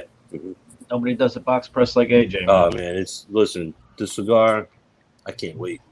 So is the cannoli it's going to be a hit. Or a few cigar, or is it just like it's like an after dinner dessert. And we get that all the time. People they see that it's named cannoli, they think it's like flavored or infused, or honestly it's more about the size. So cannoli came up one night when me up here in my man cave, and we were blowing it down till 4 or 5 in the morning, through a bottle of whiskey, and we're just thinking of ideas, and I wanted something that was like an hour smoke, because it was like in the morning. I'm like, bro, I want to have another cigar, but I'm not trying to have a 2 hour or an hour and a half Toro. Need something small. So I grabbed, at that time, it was just called, the Mexican San Andreas box press Corona, and I picked it up and I'm smoking, and I'm like, bro, this thing's fucking phenomenal. We should call this fucking cannoli. And he was like, that's awesome. We should. And it kind of just went from that. It kind of just came out of the sky, and that's how the cannoli was created. So it was like a little snack. That's why, I love cannoli. And it kind of just stuck, and that's where it came from. It was more based on the size, not on the flavor. Not the flavor, but now they're kind of turned into like a like when you think of cannoli, you think after dinner, maybe coffee, pastry during the day, whatever, little snack. That's how I feel when I smoke them. It's like, all right, I want to smoke them with coffee, or I'm having a little dessert. I want to smoke a little cigar with it. It makes sense. So you get a good cannoli down there in North Carolina? No. Oh God, no. No, not at all. How about not even close? You could let's find. not even get started on that. You could. The thing I learned about pizza down here, you can't get it by the slice. You can't. Right. Like it is just shit. Like they leave it out all day long, and like it's disgusting. I found maybe one or two if I do want pizza. You got to get the whole pie like fresh, and it's tolerable, but nothing's. You can't sell sliced pizza anywhere unless you're by a big city where the traffic. traffic. Right, where it's moving. It's not sitting there from 10 a.m. That's they the throw problem. them in the oven. It's like. Listen to me. That's the same thing if you anybody who eats gyros, right? I tell them the best gyros you're ever going to get are guys who go through like 10 wheels a day. Yeah. Right. You can't wrap the wheel fresh. down. You can't shrink wrap the wheel of gyros down, throw it in the fridge, and use the same wheel for like 6 weeks. It doesn't work. Same concept. Yeah. It doesn't work. They don't. Same thing with bagels, man. Bagels. Yeah, oh God. There's no delis here. Down here. Yeah, we have delis. We don't really have like a real deli. I mean, they call them delis, but they're not the same. I agree. I'm not impressed with any deli in South Florida. Yeah, but and diners too. Wait a minute, BNS. You know what? I'm sorry. As far as deli, like hero BNS, sandwiches, yes. I was thinking more of like a Jewish deli, like right. I just realized early on in the show, that I'm the only non-Italian on the show right now. You are. That's true. But I always forget Paul's Italian because I always think he's the most Yeah. non-Italian guy I ever met. So when he said deli, my automatic assumption was Jewish he's deli. talking about a Jewish deli, corned beef and pastrami, not like a hero Italian, so prasad deli.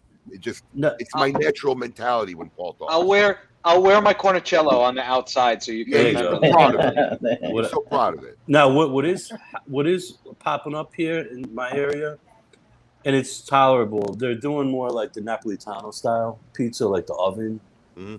That's if you want that style. There are a few that I like. A bit margarita pizza, it's oven, quick, little basil, tomato. That's okay. Are we fans of El Presidente? Dave Portnoy. The what? Barstool Pizza, Dave Portnoy. I think it is a no. Barstool Pizza reviews. No. Because that's something that he would have said. If you're a fan of the Napoli style pizza, because he's not a fan of that. So that's why I thought maybe you guys were a David Portnoy fan. Oh, David. Oh, no. Barstool. I watched it. He, one bite, One bite. Yeah. One bite. As he scarfs down 2 slices. Yeah, One yeah. bite. And then it's like, it Everybody tastes knows like the shit. Yeah. His We ratings are very probably high. have better pizza bagel options down here than you guys do. Probably. But when Yeah. I was up in New York for the summer for 2 months, I think I gained 30 pounds in bagel pizza weight. I mean, every day something was a slice of pizza or a bagel, or it's just hard not to Like, do you it. can't 'cause not don't do it. get the same thing. The thing that bothers me down here is we don't have any diners. We have no diners. down We don't either. Alex, I mean, I am eat a at a diner connoisseur. at least I'm once a a week. connoisseur of a 3 a.m. veal parm from a diner. Oh man, We me have- too. we have- Al, we have man, Waffle you don't do House. it down here. They don't We have do Waffle House. it. Part of the definition of a diner where I grew up is you got to be open 24 You hours. got to be a day. open 24 hours. Yeah. Because we got a diner a couple buildings down, and Yeah, I it always closes say at that, 4 p.m. I said that's not a diner. Yeah, and It's a something you breakfast could spot. eat.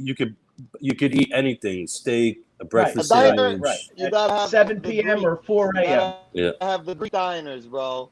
Pizza, Up in New York, bagel, all the club Greeks on sandwich. the diners. You got Right. Yes. You know. Yeah, the Greeks. Yeah. So The only thing close to a real diner, at least as far as the food is concerned, and I've tried maybe 5 of them down here, is that place in Boynton Beach, right off Federal, the Boynton Diner. Yeah, but If again, you- they if- close at like 4 o'clock in the afternoon. They close really early, No. but the Get that. food is close to, like, you get a club sandwich there. It's like No. They getting get club sandwich at a one diner. check mark for me because they have Scrapple there. So I They have, have on. Scrabble. Ugh. I have a question for Paul. Where did the scallion name come from? The Italian scallion. Because they say I'm a fake Italian, so they call me an Italian scallion. They called Sylvester Stallone the Italian Stallion, so Paul's the Italian Scallion. Makes sense. I get it. Thank you, I thank get you very it. much. Listen, great nicknames you can't give yourself. Someone has to give them to you. That's how Absolutely. it's I done. agree. That's how Absolutely. it's done. So, listen, Alex, the most thing I saw during a diner, and I can't come. I'm trying to Google it right now. I'm thinking of it. It starts with an H. It's somewhere like in Lake Worth on Federal or something. Halley's. Yes. Howley's.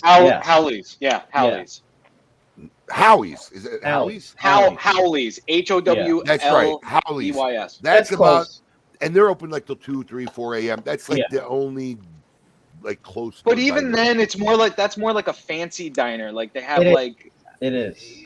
they do like cuisine type specials. But they do a grilled cheese sandwich with mac and cheese bread. So they make the mac and cheese crispy into like a bread shape, and then they put grilled cheese in the middle of it.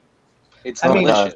It's like At a a heart diner, attack in a sandwich. if you're a real diner, at any point in the day, whether it's 10 a.m., 2 p.m., 4 a.m., I should be able to order breakfast. That's what I I'm should be saying. able to order a meatloaf, Lunch or a veal parm, or Steak a steak. tips. Right. At any point in the day, that should Hot all open be on the menu. turkey A sandwich. hot open face, a hot open face. That should all be on the menu. That is A waffle. Some Right. bacon. Agreed. Right. A 1 a.m. waffle. Mhm. So I got to ask you guys a question because, obviously before you guys came on, I trolled the website and whatnot, looked at the website. And I'm just curious about the gun, brand, brass knuckles, and bullet image. Oh yeah, that's on this website here. we are the muscle. Is that what that is? We never leave home without it. That's our hash. That's our hashtag. We are the muscle. So You got a big need for brass knuckles down in North Carolina? Yeah, they don't know what to do with us sometimes, so gotta be ready. Yeah, gotta be ready. sometimes it's necessary. Do the locals think you guys are just in town visiting, doing a movie or something? Yeah. There it is. They ask me all the time. They're like, where are you from? You're not from County. I said, no, I'm from Northern Kentucky. Can't you tell? And they look at me like I got 10 heads. I'm like, yeah. So no, I mean, listen, we like to, leave the gun, take the cannoli, so it kind of goes the cannolis and the gun, and so that's why it's up on our website. And the brass knuckles for effect. Yeah, just for brass knuckles. For a little extra, something. All right. Well, it's that time. Is our correspondent on? Is he ready in the wings there, Paul? Yeah, he's always ready. All right. Let's bring our man William Cooper on and see what is the scoop with Coop this week. Hey, yo, what's my theme music? The Scoop with Coop. Breaking industry news. Hear it first on KMA Talk Radio and cigar-coop.com. So also from the hills of North Carolina, in the freshly painted parlor, I believe, is William Cooper from thescoopwithcoop.com. Coop, welcome. There he is. Hey guys. Hey. What's up, man? Hey Jeff. Hey Chris. Hey morning everybody. How you doing, bud? Doing good. Actually, Paul, this is the only room that wasn't painted in the whole house. I'm actually in the kitchen today, but yeah, the whole house was painted this week, which was kind of an adventure to have the whole house painted in a week. Yeah, I didn't realize you were doing the whole house. Listen, man. Yeah. We're building a house, and everyone that moved into their house told us that they had to paint within 6 months. I'm like, what do you do? We're building the house. Why would we have to paint again? Yeah. I hate painting. Yeah, I mean, we have really high ceilings, so there was no way I was doing this myself. So I brought someone in, and it was scary watching them paint a 20-foot ceiling. I could just tell you that. I was just worried. If this guy falls, it's on my watch, Cool. Homeowners insurance. I got a Just question close for your you. eyes. I got a question for you, Coop. Yeah. All right. We play the Reds. The Braves play the Nationals. Do we hold first place after today? We're tied right now. Tied. Yeah, I'm a little worried right now. I'm a little worried about how this is going for us right now. I expected, because yesterday should have been a win for us. Right. We had Wheeler yesterday. We should have had a win, so we kind of lost that one right now. The idea is, I'm hoping it's a win. If we split the next 2 games, we could still come out of first, hopefully. But, hey, we're playing meaningful baseball, Alex, on August 14th. August 14th, we're playing meaningful baseball, and anyone who thinks that the manager in San Francisco would have this team in first place needs to have their head examined. Yeah. Sorry, Abe. I had to get that in. We had to get that in there, yeah. All right. It's all right. So, Scoop, what is Scoop? What is Scoop this week? All right, we'll start off with Cavalier Geneva cigars. They're kind of under that Illusione umbrella as well, distributed by them. They announced this week that they are now making the move into their own factory. The factory is called Fabrica Central Americano de Tobacco. It's located in Donley, Honduras.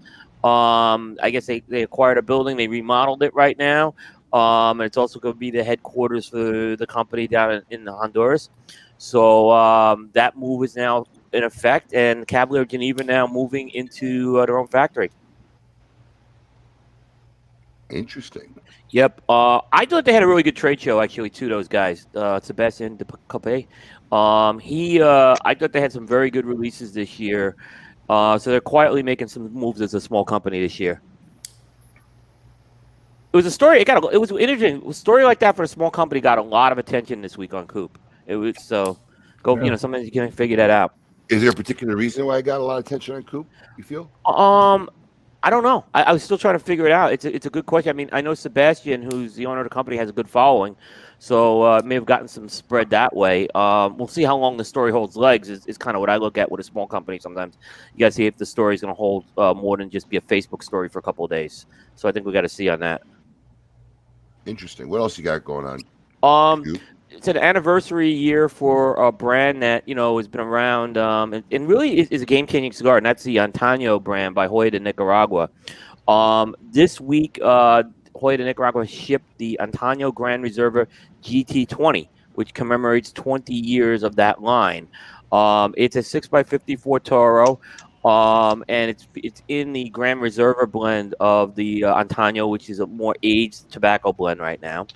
And that is starting to hit your local retailers as we speak.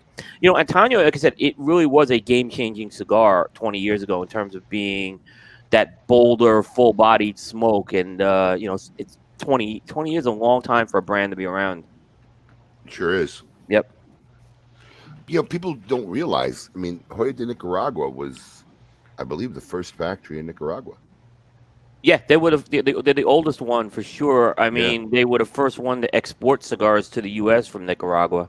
I didn't know that. Yeah. Wow. So suppose Nixon. When was this? Do you know? This is going back to the Nixon administration. Wow. Because Nixon brought the cigar in, and for a while it was the official White House cigar even. I did not know that. Yeah. So if you go into Hoya de Nicaragua, they have like a little. I don't want to say it's a museum, but they have a lot of photos and everything that kind of show that history, which is really cool. What else is going on, Coop? La Polina has shipped some cigars. The two Goldies that were at the trade show have been shipped, along with a cigar called the La Polina White Label, which is their TAA cigar. La Polina kind of takes a little bit of a different approach with and I know I've been critical of a lot of the TAA cigars, but I kind of like the approach, at least La Polina has done, is they tend to release a cigar for the TAA for a year and then take it regular production the following year. So it's anticipated. They've done this with like the bronze, the blue, and the silver label releases. It's anticipated that's going to be the approach they take with this white label release. It was supposed to be released last year. COVID kind of threw a monkey wrench into everything on that, so it's coming out this year. Honduran, Connecticut seed wrapper, Mexican binder, Dominican, Mexican, and Nicaraguan fillers in one size, a 6x50 Toro, and it is being made at it's not being made at Scandinavian Tobacco's Hatsa factory. It moved from there to an undisclosed factory in Nicaragua. An undisclosed factory. An undisclosed factory in Nicaragua is what. How long do you think stuff like that stays undisclosed? Not long. All it takes for me to walk into a factory, and I've seen that happen. Yeah. Is it purposely being undisclosed, or is it just they just didn't say in the press release? Oh no, they're saying it's undisclosed. And usually that means they just don't want someone to know it's being made there. But eventually, it almost always gets out because someone's in the factory, they snap a picture or whatever. So this stuff almost always gets out. I remember when Omar from Fratello, he had the undisclosed factory, and like I didn't publish this, but like I was with another guy and we looked at the pictures that Omar had, and hey, we were just at that factory, and it was Hoya de Nicaragua. It was unmistakably, you could tell. So, it eventually gets out. Yeah, that never works. Yep. Anything else you got going on? Yeah, one last thing. McAuliffe Cigars announced a line extension to their McAuliffe A line in a Gordo. It's a 6x60. McAuliffe A was kind of a breakthrough cigar for them. That's a cigar that they created in tribute to their ambassador community. And I'll say this, for an ambassador community, they're pretty strong for a cigar company. I've seen a lot of companies kind of form these communities over the years, but McAuliffe seems to have a lot of traction with it, and they seem to make it a part of their business model where they really look to this community. And they I was going to say that's what makes it successful, right? Yeah. These people think they make a community, they put it up, and then they don't do nothing with it. One of the reasons why our social group or McAuliffe's group is that we're very active and part of it. We're not we're not watching it once a month and seeing what's up or whatever. Yeah. Alex and I are basically in it every day, right. Interacting with the guys, and McAuliffe does the same thing. Yeah, I've been talking to Dan. Actually, we're planning on scheduling a nice little informal meet and greet with Dan on the whereby. Just kind of hang out and nice. He's a great interview. Next week. He's gonna be in town next week. Yeah, that's what he told me. He'll be here. Yeah. Listen, I've got he's a great guy. Dan, he promised us that he'd do KMA too. So we only had Al on. I'd like to have him on KMA because I watch their videos a lot, and the guy has a history. You know, he was a high up at Microsoft. You know what's the most shocking to me out of that statement, Paul? Is how much videos and how much time you have to watch on social media. When I was doing research for the show, every a lot of time on his hands. Oh yeah, right. I watch all their stuff, or you got a lot of time for that, but can't make a 30-second spot. That's part of the research allocation that I have for the show. When we had Al on, I wanted to know about the brand. Research allocation. It's worse when the rerun commercials then appear on the best of KMA. So then they're getting rerun and rerun on that. The same commercial he played this week is on best of episodes. Yeah, exactly. By the way, Alan Rubin, McAuliffe gives every one of their ambassadors a coin. Ha! Wow. Well, Alan, you could sign up Alan and become a McAuliffe ambassador. Alan, if you want a coin, yes, you can. Alan couldn't show more of an obsession for these coins than he has this last week. I mean, it's literally, so obvious. It's so obvious. It's not getting paid. And I gotta admit, Coop, I'm a little disappointed in you. Why? Because you said this was your last story, and in my opinion, you didn't even cover the best story of the week. Which was the William Cooper coin. Well, that's I'm more about the industry here. That is industry. That's the industry. That's the industry right there. Get a little closer, Coop. Get a little closer. You gotta get a little detail. There you go.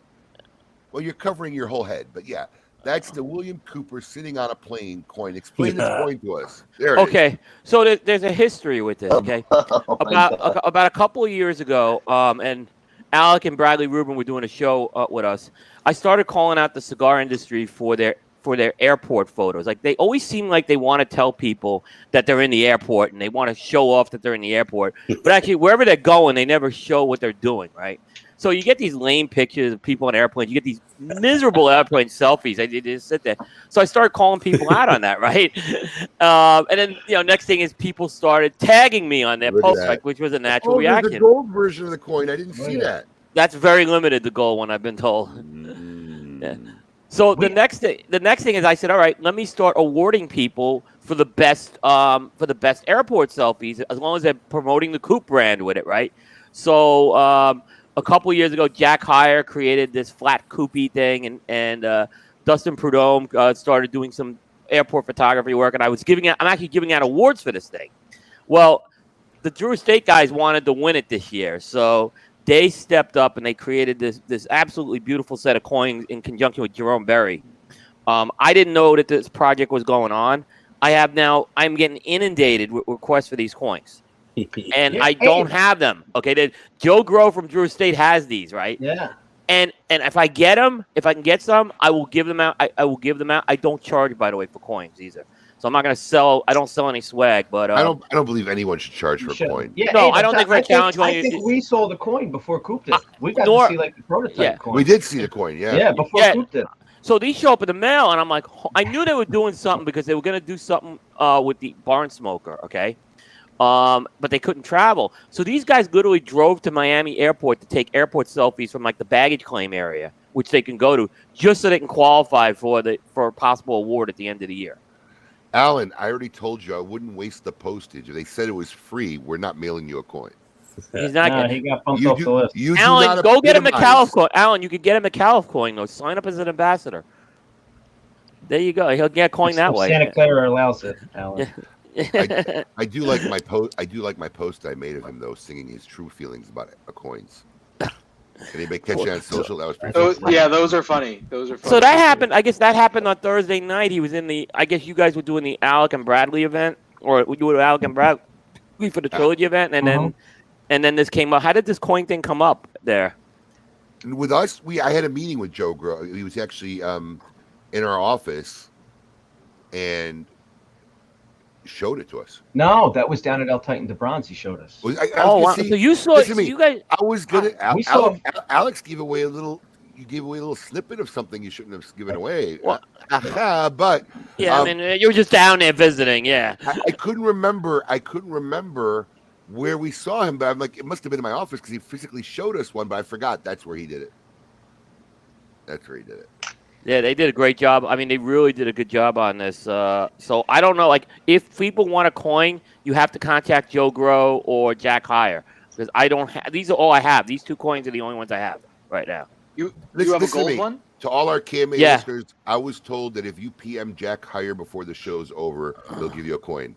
Abe, Or by the Joe way, Grow. Yeah, there's a gold one. By the way, Abe, it really tormented Alan a little bit on Thursday because remember you told me just throw him out once for me. That's my thing. But That's listen, the relationship, but listen, Alan. I here's the got thing. to preempt that, though. That's the relationship I have with Alan Yeah, Rubin. yeah, It's yeah. When I come on the whereby and I see him, I wait till he starts talking, and then mid-sentence, I just boot him out of the room. But here's the thing. Here's the thing. This was the kicker. Now remember, me and Fred, we do the reveal on Zoom. When you boot somebody on Zoom, they can't come back in. No. Yeah, he couldn't come back in. Oh, he was probably pissed. Yeah, whereby he boots him mid-sentence and he lets him back in. He couldn't come back in on Zoom. I booted him at least. I booted him 3 or 4 times in one night. Why was he booted? What did he do? He talks. He talks. He talks. The second I hear his voice, well, it's Santa Clara week, boot. I've been in boot. Nah, listen. Alan and I have had an ongoing relationship for the longest time. Alan, when he used to live here in Florida, because when we originally opened our headquarters here in Boynton Beach, we did all the KMA show lives here. Alan was here every Saturday watching KMA live. So, He came when we did it in North Carolina too. He did. He did drive out there.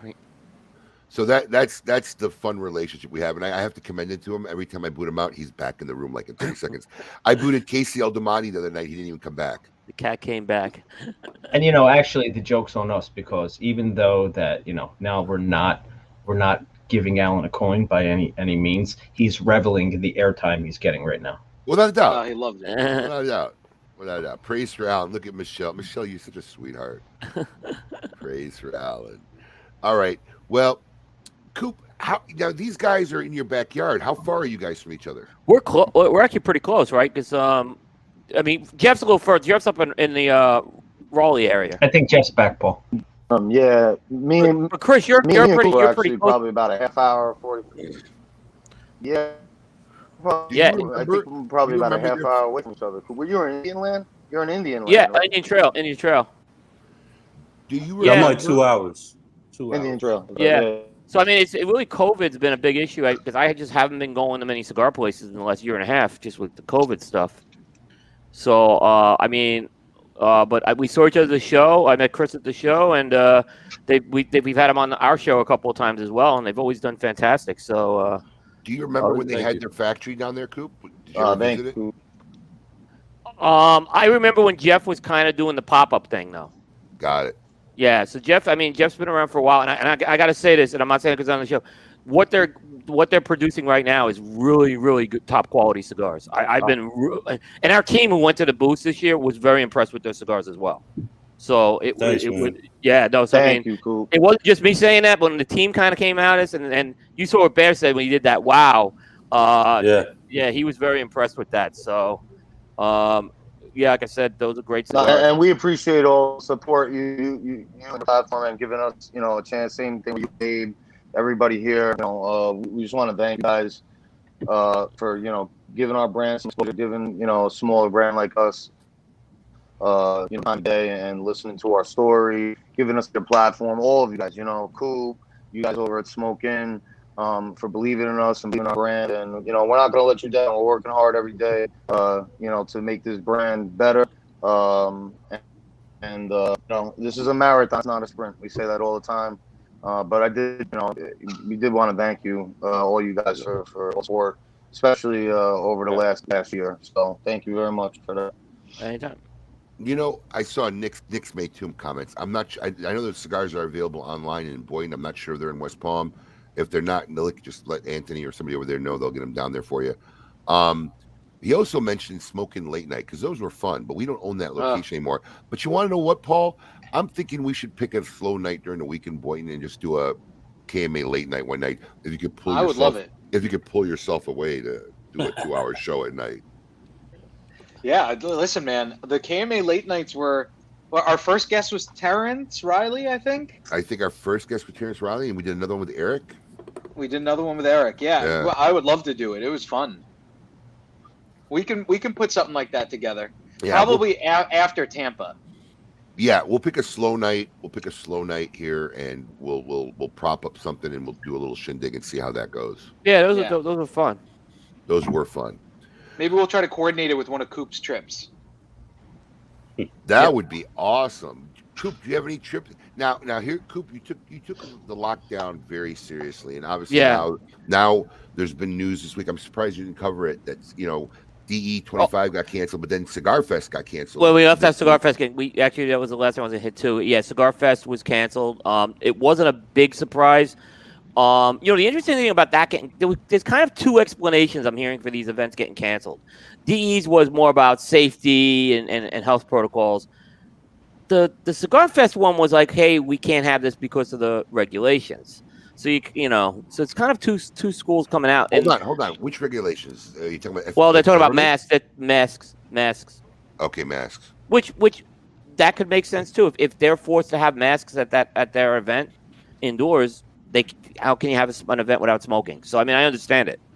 Well, I'm going to share with all our KMA listeners right now. We actually had a meeting last night. It was me, Alex, and our operations guy, Matt. And we were talking about this, and we got our event planner on the phone, who, by the way, Alex, she called me back. Mm-hmm. We called the South Florida Fairgrounds because we actually were we were supposed to send invitations out the first week of August for all the manufacturers to participate in the Great Smoke. And we literally held it because not only of the events that have already been announced been canceled, but we know of a couple other events that they're considering canceling. So we weren't sure what to do, and we had a big meeting last night, and we were talking about it. We called the event planner. We called the South Florida Fairgrounds to see how they were feeling about, a lot of things being canceled. Their opinion was basically they're not canceling anything. They're actually already building for Fright Nights, which is in October. They're already working on the fair, which happens in December, and they are full. I think his exact words were, "We are full force moving forward with everything." So, his exact words were actually, your question was, "Well, are you guys thinking about canceling?" No, that's literally how it went. No, we're going full steam ahead. Yeah. So they don't have any plans. We called our event planner, who's working on a lot of other events, and we literally made the decision kind of last night after about 90 minutes of going over options that we're just moving forward with a full scale live event.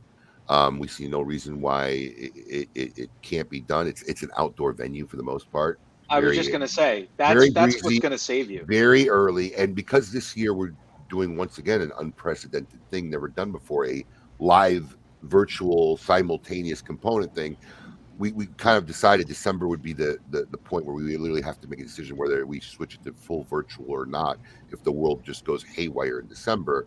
But at this point, we made the decision we're moving fully forward with our original plan of doing a live, in-person, tied into a virtual event, simulcast, done at the same time. So that's where we're going with that. So, Coop, you got the scoop on that one too. Yep. There you go. There you go. Thank you.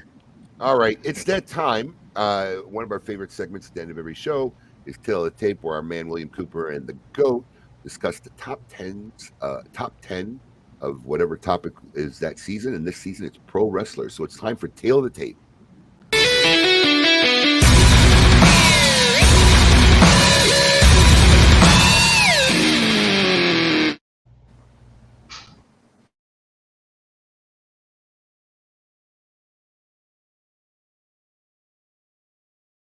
Making a mess. All right, coming in at number 4 on my list, top 10 wrestlers of all time, is Shawn Michaels, the Heartbreak Kid. Now, I found myself in another situation where my 4, Shawn Michaels, and my 5, Bret Hart, were kind of interchangeable. Shawn Michaels, again, another great, fantastic technical wrestler. One of those guys, you either love him or you hate him. He landed on both sides of the coin. And great promos, great star. Shawn Michaels got the nod over Bret Hart for me is because, again, he's one of those guys that had to really carry the organization in the post-Hogan era, and he managed to carry it even after Bret Hart left as well. Go ahead, Coop.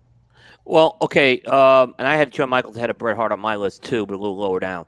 My number 4 is, if you haven't heard of this guy, I'm really surprised. His name is Bob Backlund. Bob Backlund had the second longest reign of any WWF champion behind Bruno Sammartino. He had a 5-year run of this thing. Now, he was the champion in between Sammartino and Hogan, and I'm telling you, this guy beat everybody. Okay, anyone they put in front of this guy, he found a way to beat him. Probably the most famous victory he had was over Superfly Snooker in a steel cage match in Madison Square Garden. Eventually, he was moved aside for a more charismatic Hogan. Backlund was more of these old school type of, college amateur wrestling style characters. So he didn't really fit in with what they were going with Hogan going forward. Yeah, it's interesting. So both are number 4s. Your number 4 pick is the guy who passed the torch to Hogan. My number 4 pick is one of the guys that took the torch from Hogan. Exactly. And actually, Bob Backlund came back in the mid-'90s. Yeah. And he had a series of matches with Bret Hart, and he actually regained the title from Bret Hart and they had some really epic submission matches. So he did make a comeback. Chicken wing. The crossface chicken wing, yeah. So it was, and he was a technical wrestler, Bob Backlund. He could wrestle. He just couldn't be he wasn't the aerodynamic wrestler like Shawn Michaels, and I think he didn't eventually fit in with that newer era. It's funny because when Paul and I heard that name, we were like, who? And then he said, if you don't know who he is, he's like this other guy. I don't know who the hell that guy is either. No, but Bob Backlund, like Coop said, he made a return. And that's I don't remember Bob Backlund's. He was out for like 13 years too. Yeah. He took a long hiatus and then came back. He had some bills to pay. Listen, all I'm saying is, How the hell do you not have Hulk? Ultimate Warrior on there? Ultimate Warrior doesn't make the top Warrior 100. there, There's still 3 more spots. There's 3 more spots. There's 3 more spots, and if Mick Foley doesn't show up there in one of his forms, or if Hulk Hogan doesn't show up there in one of their forms, I mean, come on. There's some other big names out there. Well, this season There's some 2, big names that ain't going to make my list. Season And I can 2 tell you, there's some that aren't going to make my list either, for sure. Season 2 has obviously gotten more of the attention from our fans than season 1. I think more of them relate to the Pro Wrestling Edition. So, Edition, yeah. And as I understand, we won't sell it now. You guys have season 3 already. We got a great season 3. Got a great season 3. Yeah, well, I'm really excited about that. Yeah. I think that one's going to take the cake as far as most fan interaction, without a doubt. So, there it is. We have 3 more weeks of season 2 of Great names being put up though. Pro Wrestling Edition. All right. In our typical form and fashion, I'm leaving 5 minutes for this one because this week I've had 0 time to edit or redo the story, and I literally have it in its original length format. Yeah.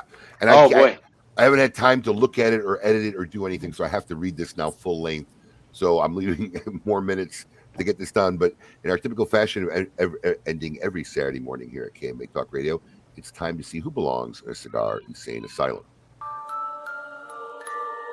Welcome to the Cigar Asylum, Did you know I'm utterly insane? We all go a little mad sometimes. where logic and reason cease to exist.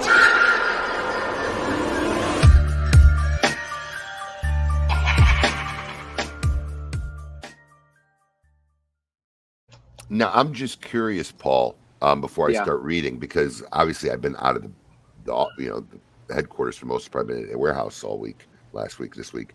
Did you know this story? Did you get people? Do they not know I'm on KMA Talk Radio? I mean, this is an employee.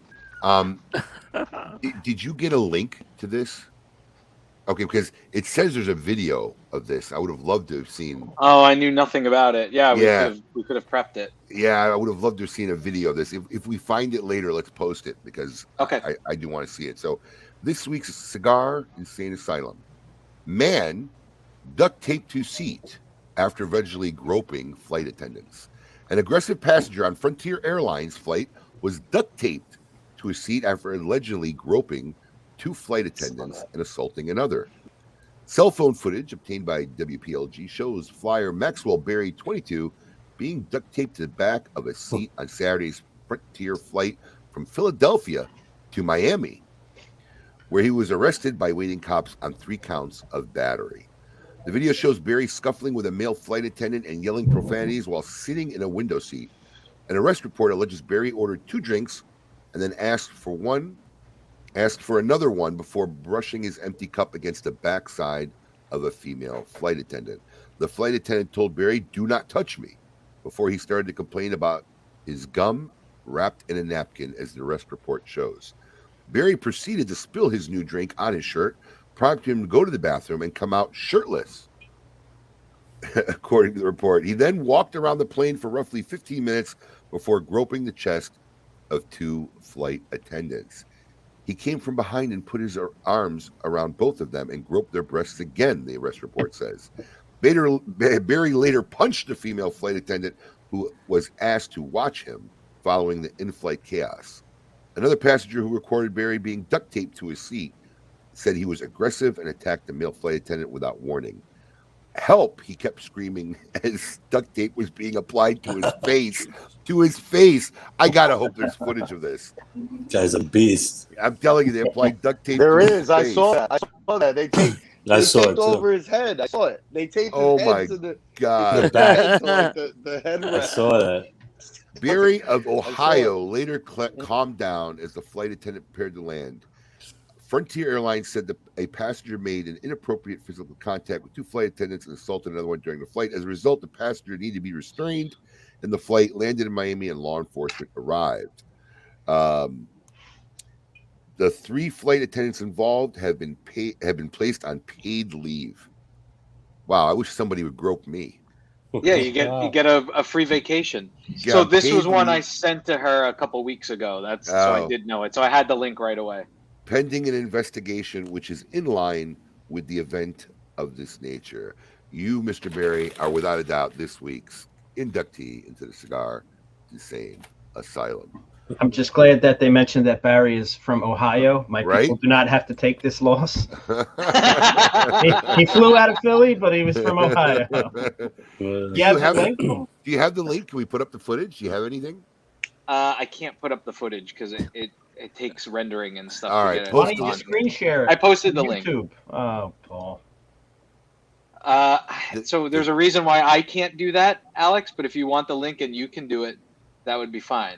Send him a link because this. Send me the link in the chat. Yeah, this will be a nice way to finish up the show. Let's watch some funny footage of a guy getting duct tape to his seat. I don't know. Yeah, I don't know how in depth I just sent it to you, Alex. How in depth it gets, but I had seen this, and the guy who apparently was shouting that his mom and dad are rich. Do you know how much I'm worth? Do you know how much I'm worth? You're duct taping me to a seat, and I'm like, you're on Frontier. You're on Frontier Airlines. How much could you be worth? That's hilarious. Not a lot. Well, listen, while we pull up that link, guys, I want to thank you both. Thank you for coming on the show today and taking your time with our audience and telling us the stories and about your great brands, Jeff and Chris. It was a pleasure having you guys on.